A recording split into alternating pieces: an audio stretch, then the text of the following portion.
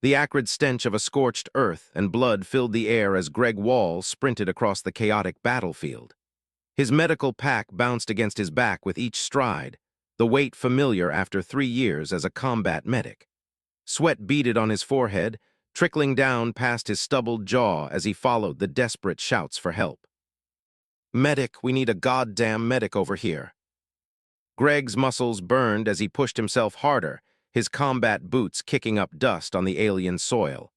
The Galactic Coalition had warned them about the minefields, but the Kriven diplomats had insisted on taking this route to the Peace Summit. Now they were paying the price. As he crested the ridge, Greg's breath caught in his throat. Amid a circle of panicking Sen soldiers stood Commander Thorks, cradling a wounded diplomat in his arms. Her vibrant red skin was dulled with dust and blood, her silver hair matted against her face. One glance told Greg everything he needed to know. Her right leg was gone below the knee, vaporized by the mine's blast. "Stand back," Greg shouted, authority cutting through his exhaustion. The alien soldiers, tall and imposing in their battle armor, reluctantly made space as he dropped to his knees beside the wounded diplomat. "She's losing too much blood," Commander Thorks growled, his scaled face contorted with worry. "Our medical pods can't handle traumatic amputations in the field." Greg's hands moved with practiced precision, applying a tourniquet to stem the bleeding. The diplomat's eyes fluttered open, startling emerald irises against the red of her skin. She gasped in pain, her body trembling. "I'm Greg," he said, his voice steady as he worked. "I'm going to help you. What's your name?" "Yara," she managed through clenched teeth. "Am I going to die human?" "Not on my watch," Greg replied, rummaging through his pack for painkillers. "But we need to get you stabilized fast." Commander Thorks shook his head, mandibles clicking in agitation. "Evacuation is impossible. The Drari have anti-aircraft batteries all through the sector, and our ground transport was destroyed in the ambush." Greg administered the pain medication, watching as some of the tension left Yara's face. Her outfit, some kind of formal diplomatic attire that resembled a black bikini by human standards, provided little protection against the elements. He quickly wrapped a thermal blanket around her to prevent shock. "Our camp is 6 hours away on foot," another Sen officer stated flatly. "She won't survive the journey." Greg glanced at his pack, mind racing through options. The standard field treatments wouldn't be enough. Then his eyes fell on the synthetic limb attachment kit, experimental tech he'd been field testing for human soldiers. It wasn't designed for alien physiology, but... "I can manually attach a synthetic leg to her right here," he said, the words leaving his mouth before he'd fully thought them through. The circle of alien warriors fell silent, mandibles frozen in disbelief. "Impossible," Commander Thorks finally responded. "Our medical technology requires sterile environments and specialized equipment for limb attachments." Greg met his gaze unflinchingly. Human medicine got its start on battlefields far worse than this one. The synthetic limb in my pack has neural interface capabilities. It's experimental, but it could save her life. "And if it fails," Thorks demanded. "Then we're no worse off than we are now," Greg replied, already unpacking his equipment. "But I won't let it fail." Yara's hand, five-fingered like a human's but with retractable claws, gripped his forearm. "Do it," she whispered, her eyes locked with his. Something passed between them in that moment, trust and desperation, and something else Greg couldn't quite name. Commander Thorks nodded reluctantly. "Proceed, human, but know that if she dies, the peace talks die with her." Greg took a deep breath and steeled himself. "I'll need space, clean water, and someone to assist me."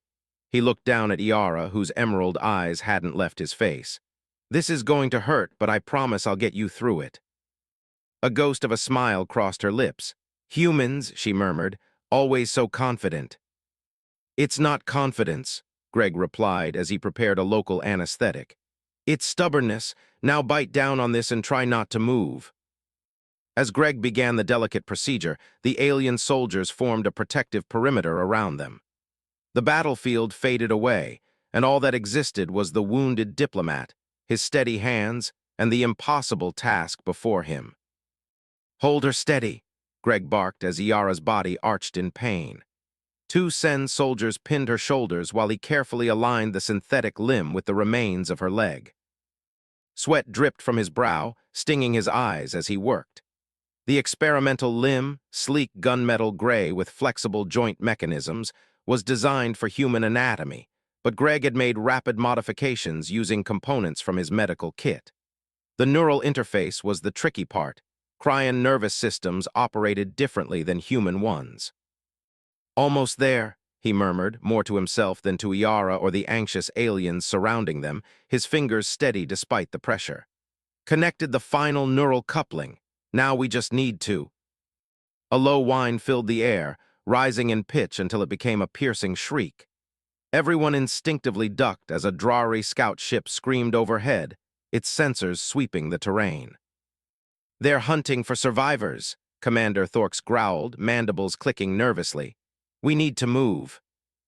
"She's not ready," Greg snapped back. "The neural pathways need time to establish connections. Move her now and she might never walk again." The commander's alien features hardened. "Better crippled than dead, human." Greg felt Iara's hand grip his arm again, her claws digging slightly into his skin. "How much longer?" she asked, voice weak but determined. 30 minutes minimum," Greg replied honestly. "Then we can try activating the limb." Commander Thorx conferred briefly with his officers before turning back to Greg. "You have 15 minutes, then we move with or without the leg functioning." Greg nodded grimly and returned to his work. The synthetic limb's attachment point was secure, but getting the neural interface to recognize and integrate with Iara's alien nervous system was proving challenging. He adjusted settings on his diagnostic tablet, watching as the interface attempted to map her neural pathways. "Tell me about your world," Iara said suddenly, her voice strained but steady. Greg glanced up, momentarily confused. "What?" "Distract me," she explained. "Tell me about Earth. I've never met a human before today." Understanding dawned on him. She was fighting to stay conscious, to focus on something besides the pain. "Earth is complicated," he began, hands continuing their delicate work. "We've got oceans so vast you can't see the other side, mountains that pierce the clouds, deserts that burn by day and freeze by night." "Sounds beautiful," she murmured, wincing as he adjusted a connection. It can also be terrifying." His fingers deftly manipulated the neural interface. "We're still figuring things out as a species. That's why I joined the Galactic Coalition Medical Corps, thought maybe I could learn something from other civilizations that might help us back home." A small smile crossed Iara's face. "And have you learned something?" Greg paused, considering. "I've learned that no matter how different we all look, pain is universal, so is courage." He met her eyes. "You're handling this better than most human soldiers I've treated." Her emerald eyes held his for a moment longer than necessary. "Perhaps I'm simply better at hiding my fear." "Time's up, human," Commander Thorx interrupted, looming over them. "Is it ready?" Greg checked his diagnostics one last time. The neural mapping was at 68%, not ideal, but it might be enough. "We're going to activate it now," he announced, fingers hovering over the control pad. "Iara, this will feel strange. Your brain needs to learn that this limb is part of you now." She nodded, bracing herself. Greg activated the neural interface. Iara's body went rigid, her back arching as electricity coursed through the connection points. For one horrible moment, Greg thought he'd miscalculated, that her alien physiology was rejecting the human technology. Then, slowly, the synthetic limb twitched. Iara gasped, not in pain, but in wonder. "I can feel it," she whispered. "It's cold, but it's there." Relief washed over Greg. "Try to move the toes," he instructed. With intense concentration, Iara managed to flex the articulated toes of the synthetic foot. The movement was jerky, uncoordinated, but undeniably intentional. "Remarkable," Commander Thorx admitted, mandibles clicking in what Greg had learned was the Sen equivalent of grudging respect. "Can she walk?" "Not yet," Greg cautioned. "The neural pathways need time to strengthen. She'll need support." "I'll carry her," the commander declared. No, Yara said firmly, struggling to sit up. The human will help me. He understands how the limb works. Commander Thorks hesitated, then nodded curtly. Very well, but we move now. The Drari will return with reinforcements. Greg packed his equipment quickly, then helped Yara to her feet, or rather to her foot and her new synthetic limb. She leaned heavily against him, her arm around his shoulders, his arm supporting her waist. The contrast between her vibrant red skin and his suntanned human complexion was striking. Ready? He asked softly. Yara took a tentative step with her good leg, then carefully shifted weight onto the synthetic one. It held, though she winced at the unfamiliar sensation. I'm ready, she replied, determination hardening her features.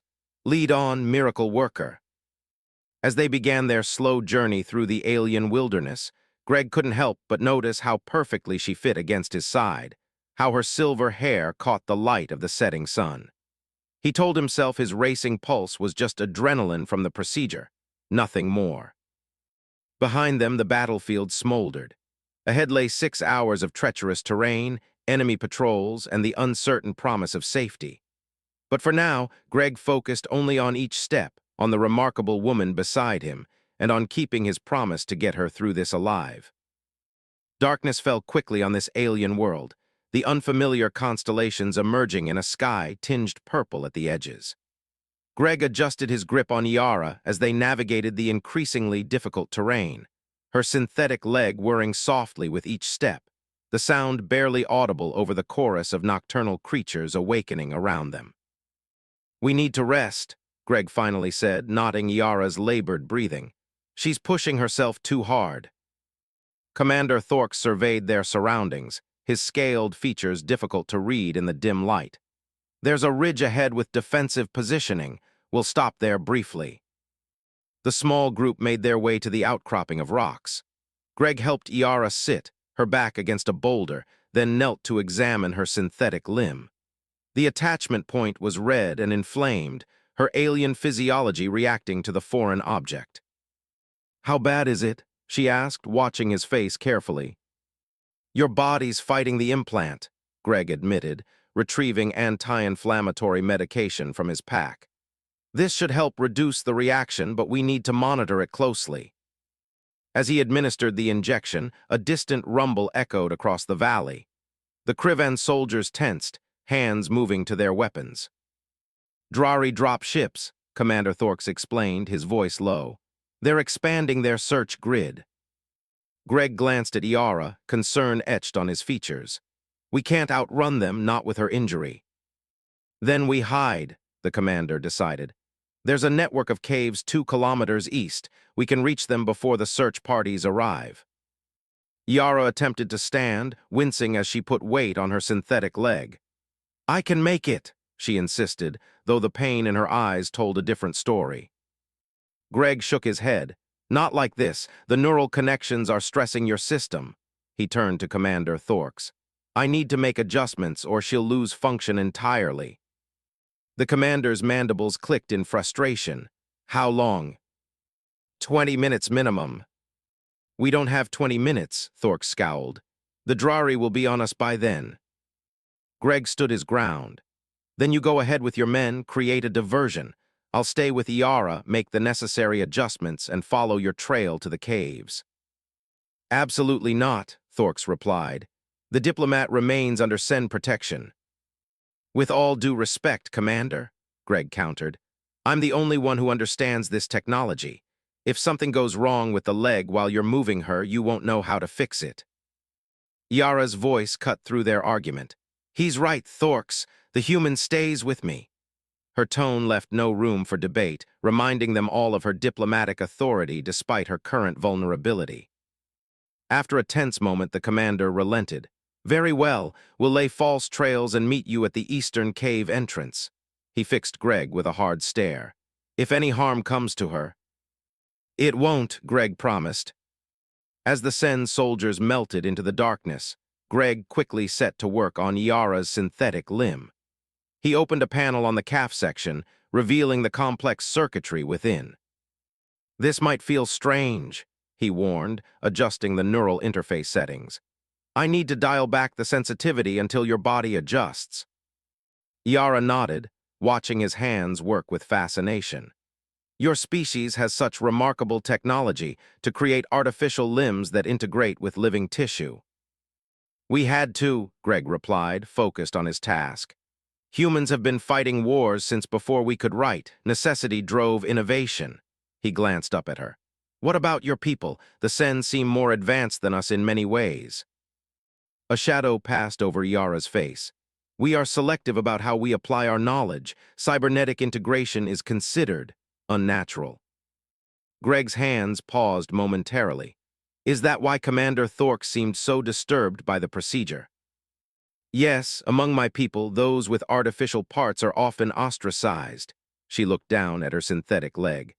I may face significant challenges when I return home. The implications hit Greg like a physical blow. He'd been so focused on saving her life that he hadn't considered the cultural ramifications. I'm sorry, I didn't know. Yara's hand found his, her alien fingers surprisingly warm against his skin.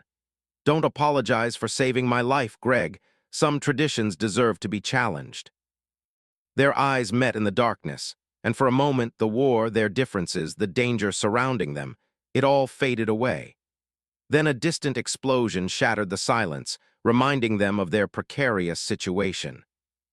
That would be Commander Thork's diversion, Greg said, returning his attention to the synthetic limb. We need to move soon. He made the final adjustments and closed the panel. How does it feel now? Yara cautiously flexed the artificial foot. Less painful, more responsive. Good, let's get you up. Greg helped her to her feet, supporting her weight as she tested the leg. They had barely taken 3 steps when a blinding light washed over them from above. Greg looked up to see a Drari scout ship hovering directly overhead, its searchlight pinning them in place.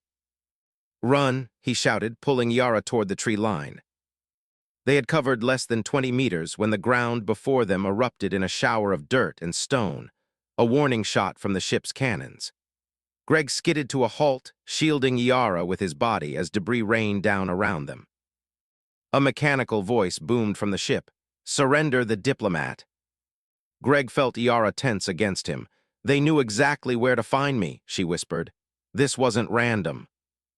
Before Greg could process the implications, a hatch opened on the underside of the ship.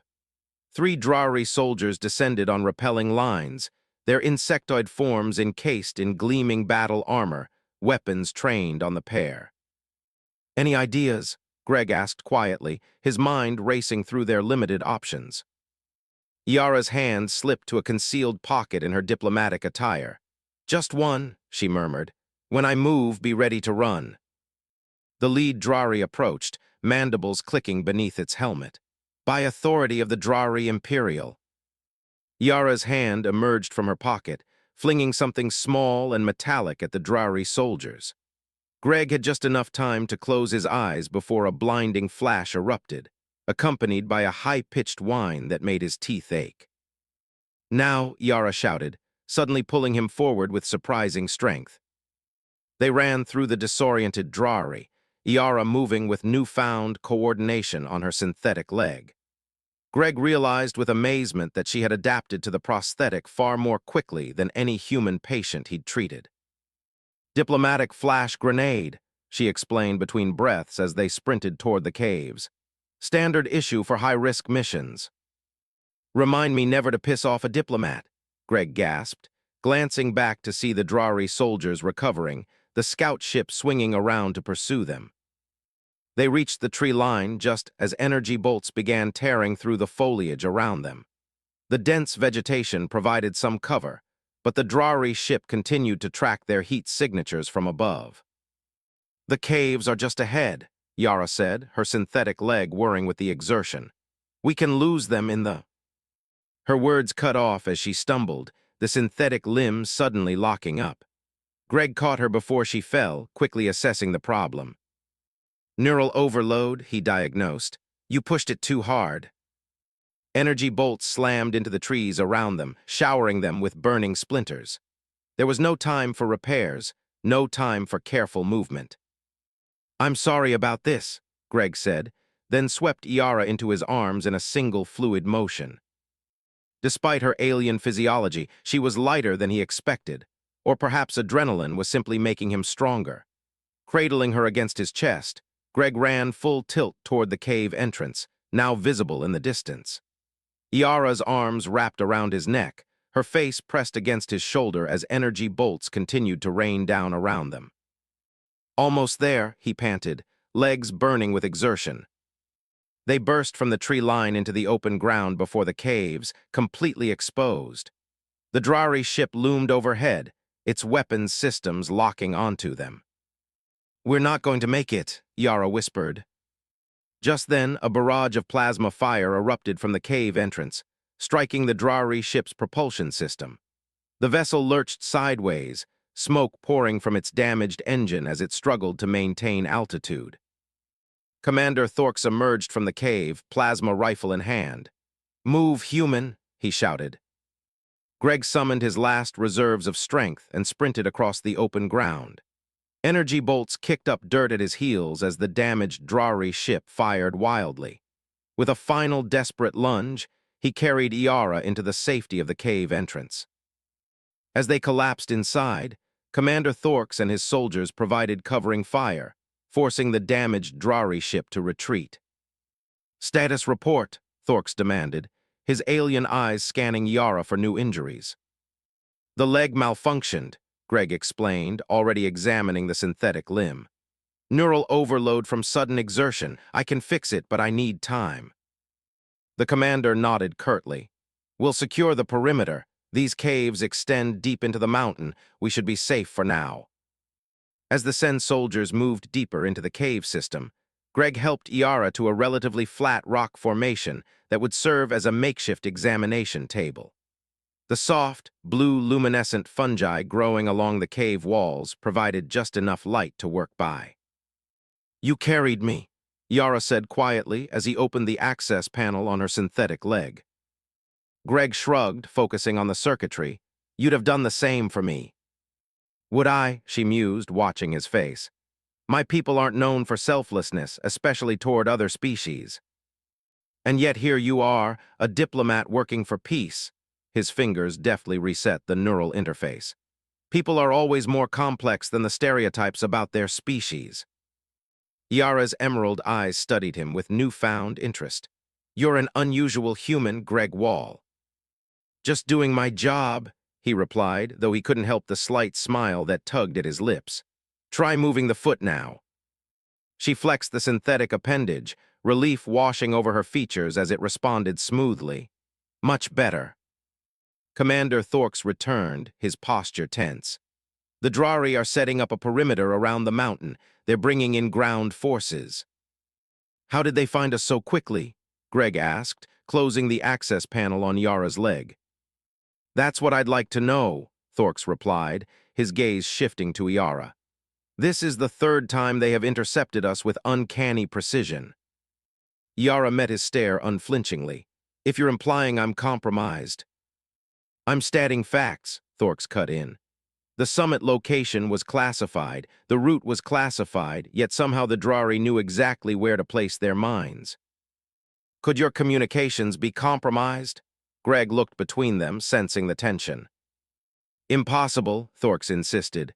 "Our quantum encryption is based on Drari technology we adapted," Yara finished quietly, "which means they could potentially decode it." The revelation hung heavy in the air. Greg suddenly understood the gravity of their situation. This wasn't just about saving one diplomat. The entire peace process between these species was at stake. "What exactly is this peace summit about?" he asked. Yara hesitated, then sighed. "The Drari have developed a new weapon, a planet killer. My mission was to negotiate its decommissioning." "And if negotiations fail," Greg pressed, "then my secondary directive is to provide the coalition with the weapons, specifications, and weaknesses," she replied. "Information I'm carrying in a neural implant that can only be accessed by authorized Cryan intelligence officers." Commander Thorx's mandibles clicked rapidly, a sign of agitation Greg had learned to recognize. "Information that would be lost if you died in the field," Greg said. Or that could be extracted if I were captured, Yara added grimly.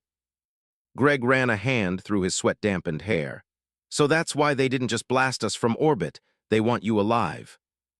And why we cannot allow her to fall into enemy hands, Thorx stated, at any cost. The implication was clear.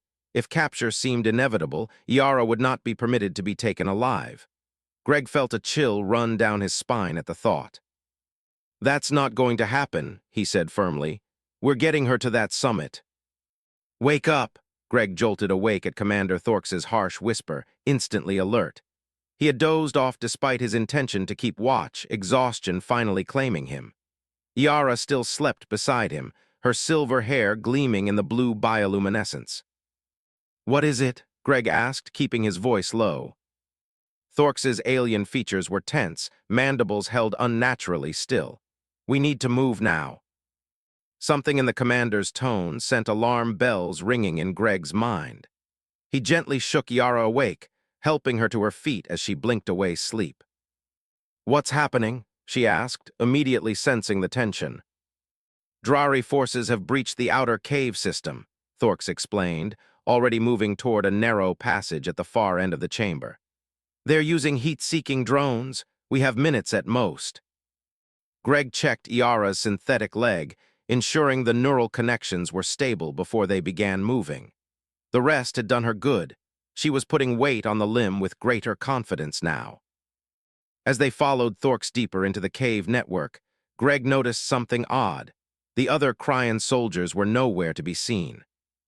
Commander, he called softly, where's your squad? I've sent them ahead to secure our exit route, Thorx replied without turning.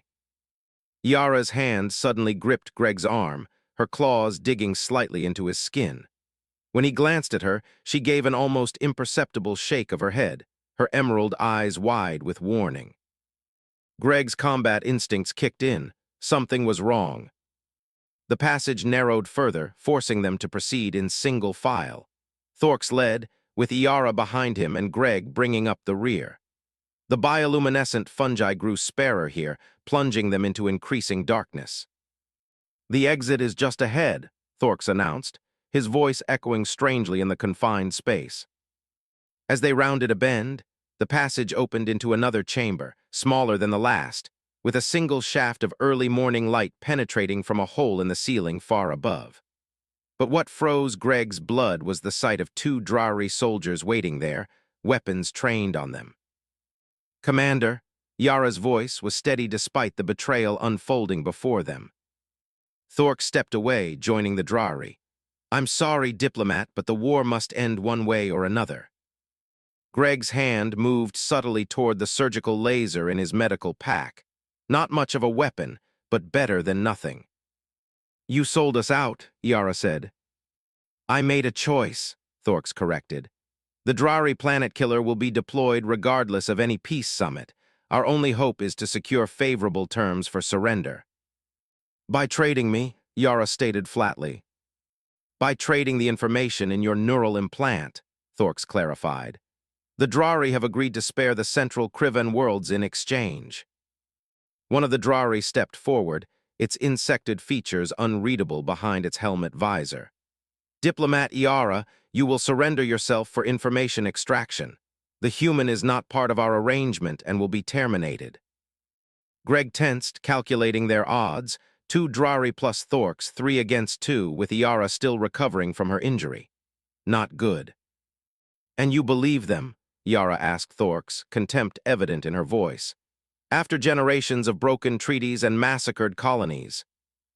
Doubt flickered across Thorx's alien features. I believe in survival. Then you're a fool as well as a traitor, she spat.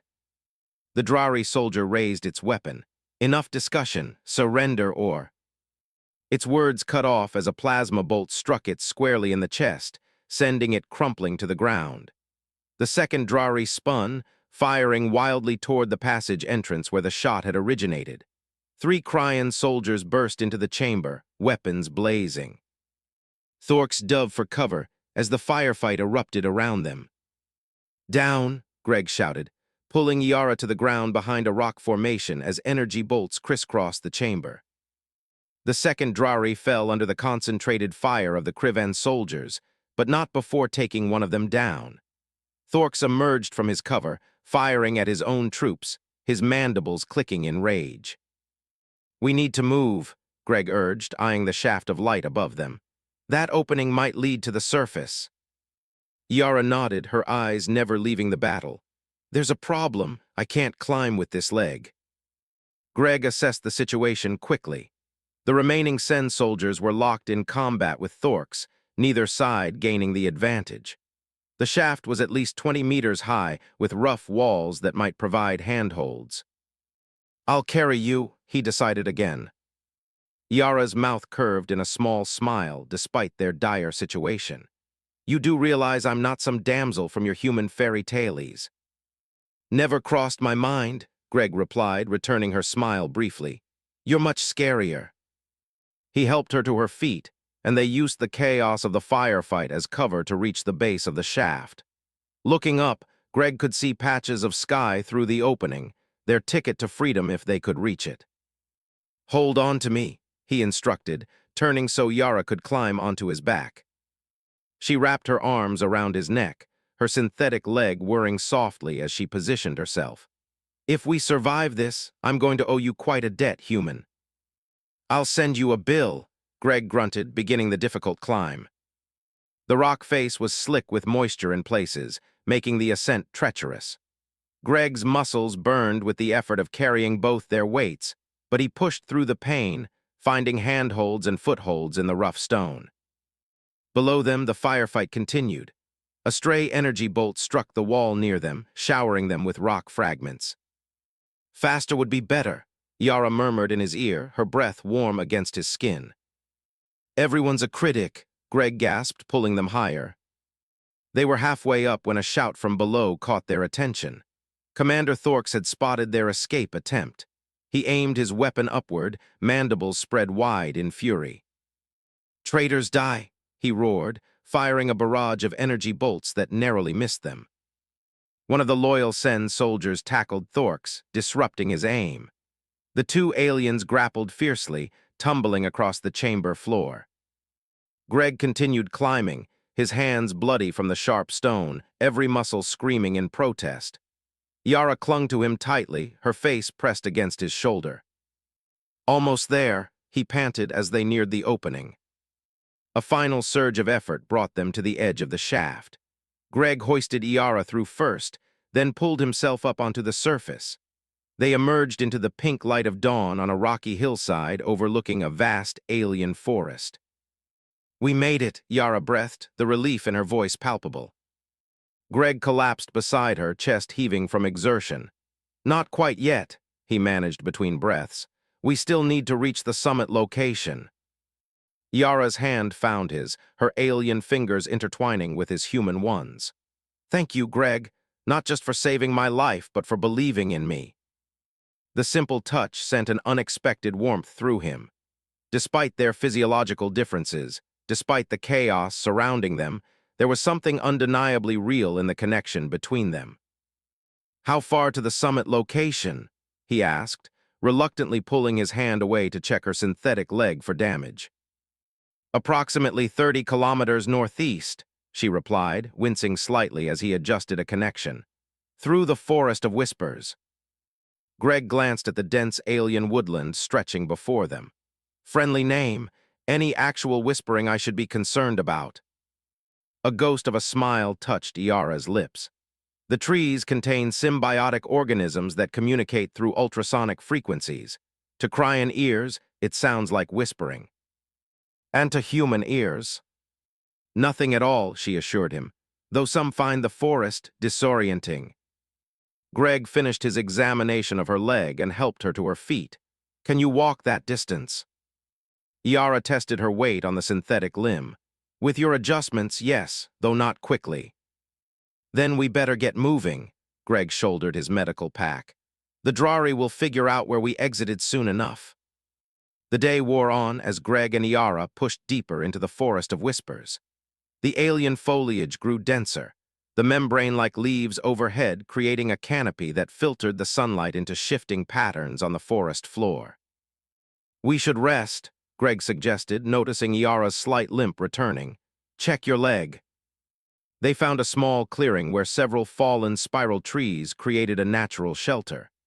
As Yara sat, Greg knelt to examine the synthetic limb, opening the access panel with practiced ease. The integration is progressing faster than I expected, he noted, surprised by the readings on his diagnostic tool. Your neural pathways are adapting to the interface at an extraordinary rate. Perhaps our species are more compatible than either of us realized, she said, her tone carrying a meaning beyond the medical. Greg looked up, meeting her gaze. The air between them seemed to charge with unspoken possibilities. How does it feel now? He asked after making adjustments. Yara stood, testing her weight on the synthetic limb. Better, more, connected. She took a few steps, then turned with a smile. It's becoming part of me. They continued their journey, moving side by side through the strange forest. The silence between them had changed, charged with something else entirely. Your people, Yara began after a while, do they form bonds with other species? Some do. Interspecies relationships aren't common, but they happen. And you, she asked, have you ever been drawn to someone not human? I've admired individuals from other species, he answered honestly, but I've never felt. He paused, searching for the right words. Never felt what? Yara prompted. This, Greg admitted. Yara stopped walking, turning to face him fully. Define this, human. Greg couldn't help but smile at her directness. This connection, this feeling that despite coming from different worlds, different biologies, there's something resonant.